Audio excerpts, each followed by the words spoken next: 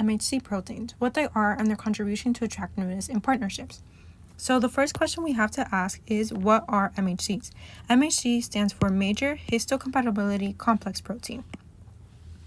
Essentially, they are proteins that are displayed on the surface of cells and are the first step in T-cell mediated immune response. This is a visual representation in which this part right here would be the cell membrane. There are two distinct types of MHC proteins. The first is MHC class 1, the second is MHC class 2. MHC class 1 is found in all mammalian cells, but class 2 are only found on antigen-presenting cells, meaning APCs, those that are dendritic cells, macrophages, and B cells. So each of these MHCs has a distinct mechanism. The first, MHC class 1, begins when there's a protein already inside the cell, a systolic protein, and it's going to get cut into little pieces by a proteasome. These pieces are 8 to 10 amino acids long. So next, a transporter of antigen, these things right here, also known as TAP, will take the peptides to the ER, where they meet the MHC1 peptide complex. Together, they combine, travel to the Golgi apparatus through the cytosol via vesicles, and are finally displayed on the surface of the cell. On the other hand, MHC class 2 begins with the phagocytosis of a fibroprotein. This fibroprotein enters a phagosome where it is cut into peptides, 12 to 18 amino acids long. At the same time that this is going on, there is an MHC2 complex that is combining with an invariant chain that acts as a chaperone. Together, they travel through the Golgi apparatuses via an endosome.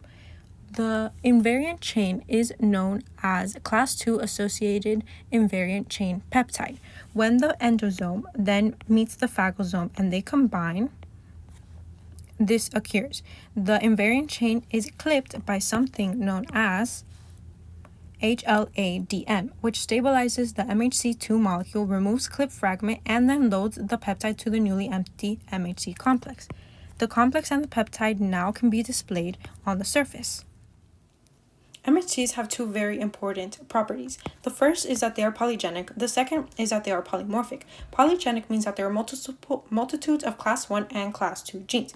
Polymorphic, on the other hand, means that there are different variations of each of these genes. Many studies focus on the genetic diversity, one such study being MHC correlated odor preferences in humans and the use of oral contraceptives. The authors discuss that MHC genes in human and animals influence individual odors, that females will favor males with MHC dissimilar odors, those that are genetically different than theirs. And why might this be? Because it increases offspring heterozygosity and it decreases inbreeding. So, how was data collected? First, odor donors wore cotton t-shirts for 2 nights in a row. Then, women were asked to smell the jars with each of these shirts, and they were asked to rate them on first odor pleasantness on a scale of 1 to 7, then odor intensity on a scale of 1 to 7, and then lastly odor desirability. And they were asked the question, based on smell, how much would you like this man as a long-term partner, from least to most? 2 study groups were observed. The first were women in long-term relationships versus single women, and the second were those that were taking oral contraceptives versus those with no birth control. The women with oral contraceptives were tested on days 5 to 9 of their pill packets, and the women who were not on birth control were tested on the first day of the first cycle and on the first day of the third cycle. The samples genotyped were as follows: HLA, HLB, and then HLA-DRBI. The main findings were as follows. Paired women, those in relationships, preferred dissimilar odors of unfamiliar men. However, single women preferred similar odors.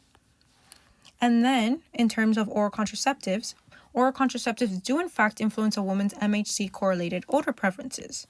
There was a shift in attractiveness to similar men after initiating pill use compared to the control group.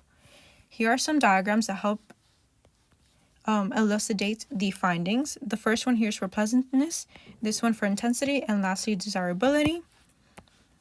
The unfilled is the first time they were tested. The darker one is for later testing.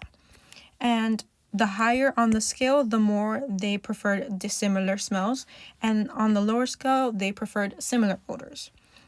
So in terms of all three, but especially desirability, those that were pill users had a way higher preference for similar smells compared to the first time they were tested, where they preferred more dissimilar smells. So why might this happen? So in couples who have the same MHC proteins, there has a higher risk of interbirth intervals, and there's also a higher risk of recurrent spontaneous abortions. Lastly, what is the main consequence? So if odor perception does play a role in attraction, then that means that there might be a break in partnership.